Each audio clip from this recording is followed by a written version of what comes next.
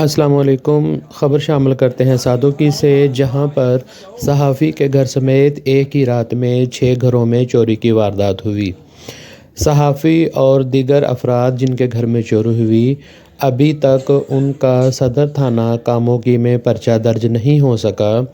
بار بار صدر تھانہ کاموکی میں پرچہ درج کروانے کے لیے جاتے رہے، لیکن ابھی تک پولیس کی طرف سے کسی بھی قسم کا کوئی پرچہ درج نہیں کیا گیا۔ سائلین در بدر کی ٹھوکریں کھانے پر مجبور ہیں۔ اس کے علاوہ سائلین نے وزیر اعظم شکایت سیل 1787 پر بھی شکایت کی، اس پر بھی ابھی تک کسی قسم کا کوئی جواب موصول نہیں ہوا۔ سائلین کا کہنا ہے کہ ہماری تھانہ صدر کاموکی ایس ایچ او اور D S P Kamoke circle سے درخواست کرتے ہیں کہ ان کا پرچہ درج کر کے جلد از جلد چوروں کو گرفتار کیا جائے۔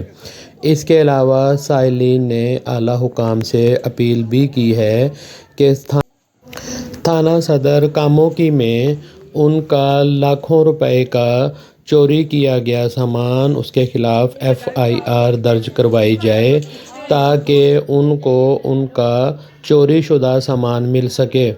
اس کے علاوہ سائلین نے کہا ہے کہ ان کے ساتھ بہت زیادتی ہو رہی ہے اور انہیں خدشہ ہے کہ پولیس FIR درج کروانے میں ناکام ہو رہی ہے۔